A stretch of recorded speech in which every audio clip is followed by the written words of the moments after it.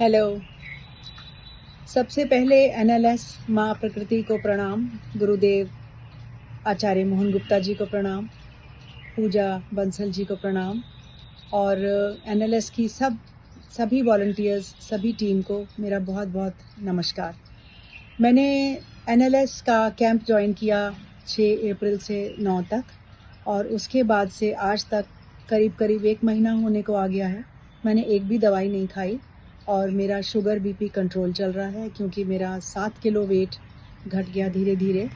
21 दिन में ही घट गया था, लेकिन उसके बाद एक प्लेटो आता है जबकि वेट रुक जाता है और गुरुजी कहते हैं कि वज़न पे ध्यान नहीं देना, वो तो घटता ही रहेगा। आपको सिर्फ़ सेहतमंद होना है, सेहतमंद रहना है, अच्छा खाना है, अच्छी चॉइसेस करनी है।